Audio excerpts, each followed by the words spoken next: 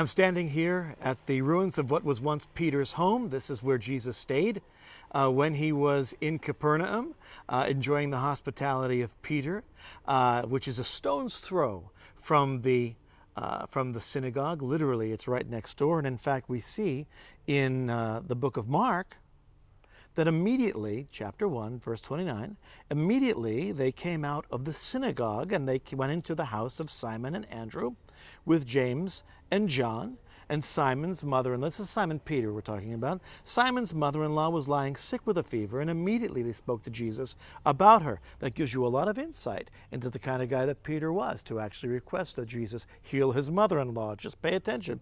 And he came to her and raised her up, taking her by the hand. And the fever left her, and she waited on them. That's an extraordinary thing. You were very, very ill, and you get healed, and all of a sudden you're well enough to be serving your son-in-law and his guest. Well, an extraordinary story that's so famous happened here, and happened right within the walls of Peter's home. When he had come back from Capernaum several days afterward, this is chapter 2, it was heard that he was at home. And many were gathered together so that there was no longer room, not even near the door. And he was speaking the word to them. You can get a sense from the original walls right there in the center how much room there really was. Let's just say that there was no room for personal space. People were crowded in shoulder to shoulder, hip to hip, to hear what Jesus had to say. And they came bringing to him a paralytic carried by 4 men. Being unable to get through to him because of the crowd, imagine carrying somebody through a crowd in a space that enclosed, they removed the roof above him.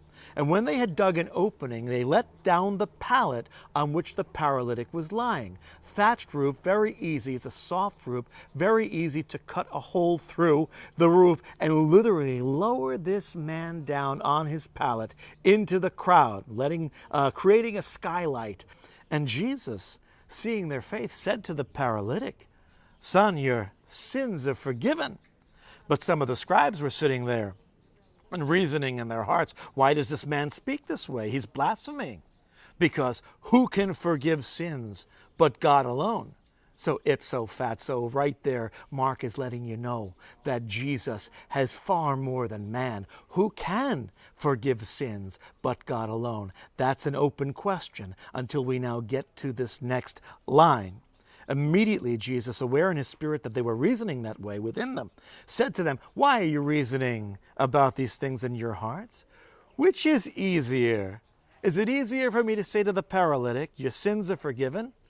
Or is it easier perhaps for me to say, 'Get up, pick up your pallet, and walk'? But that you